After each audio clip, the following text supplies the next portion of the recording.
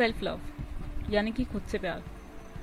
बहुत बार ऐसा होता है कि सेल्फ लव को सेल्फ एक्सेप्टेंस के साथ सिनोनिमसली यूज़ किया जाता है। लोग ये सोचते हैं कि अपने आप को जैसा है वैसे एक्सेप्ट कर लिया तो बस यही सेल्फ लव है। अब जो जी में आए वो हम करना शुरू कर देंगे। हमारे अच्छे ख़राब पार्ट्स जो हैं हम लोगों ने एक्सेप्ट कर लिए। अब मैं जो चाहूँ वो खा सकता हूँ, जो चाहूँ वो पी सकता हूँ, या जिससे भी चाहूँ मैं मिलूँ और उसको कुछ भी बोल दूँ, क्योंकि मैंने तो जैसा है हूँ वैसा अपने आप को एक्सेप्ट कर लिया। क्या ये सेल्फ लव है?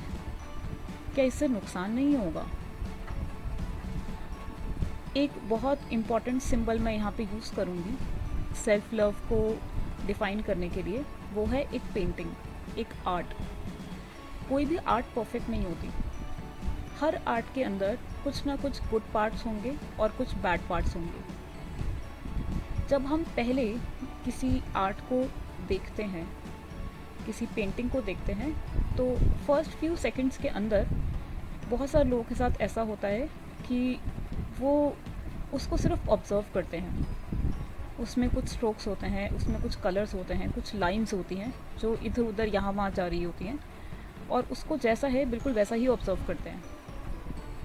क्या हम अपने सेल्फ को, अपने आप को जैसा है वैसे ऑब्ज़र्व कर सकते हैं? क्या हम ऐसा कर सकते हैं कि उसको ऑब्ज़र्व करने के बाद उसको वैसे ही एक्सेप्ट कर लें? डेफिनेटली हम ये भी कर सकते हैं, जिसमें हम पेंटिंग को जब ऑब्ज़र्व कर रहे हैं तो उसमें हम एक्सेप्ट भी कर रहे हैं कि अब ये पेंटिंग जो है वो तो बन गई, अब उसको वैसा ही देख लिया जाए, वही एक्सेप्ट कर लिया जाए। ऑब्ज़र्व भी कर लिया, एक्सेप्ट भी कर लिया, अब क्या किया जाए?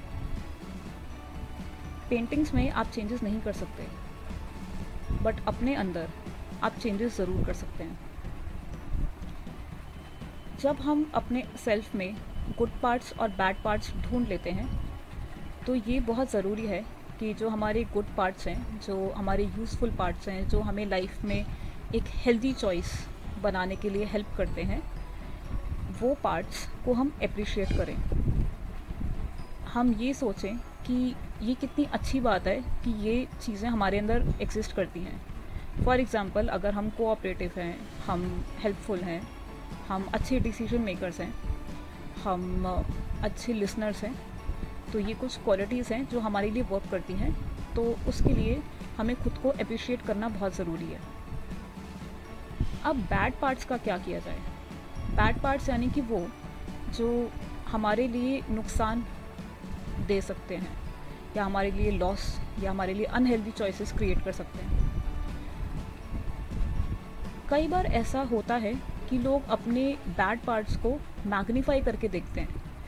एक पेंटिंग के अंदर अगर ज़रा सी भी मिस्टेक है और आप सिर्फ उस मिस्टेक को ही घूरते रहें, एक गलत लाइन डल गई साइड से, आर्टिस्ट ने सोचा कोई बात नहीं छोड़ो, बट उस लाइन को जो व्यूअर है, यानी कि आप खुद और आर्टिस्ट भी आप हैं यहाँ पे, ऐसे ऑब्ज़र्व कर रहे हैं उस लाइन को कि जैसे ये बहुत बड़ी चीज़ है, ये बहुत बड़ी गलती है, और बाकी सारी अच्छी चीज़ों को इग्नोर कर दिया, तो क्या होगा?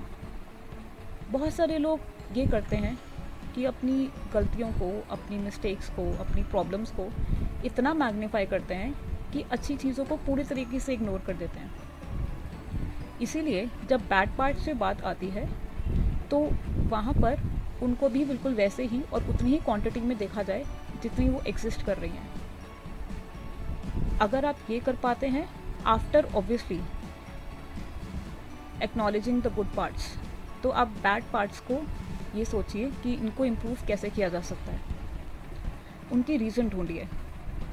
ये सोचिए कि क्या क्या उन रीज़न्स में से सॉल्यूशंस निकल रहे हैं। जब आप ऐसा करेंगे तो आप पेंटिंग को एक बैलेंस में देख पाएंगे। एक अच्छा आर्ट वर्क एक बैलेंस में एग्जिस्ट करता है।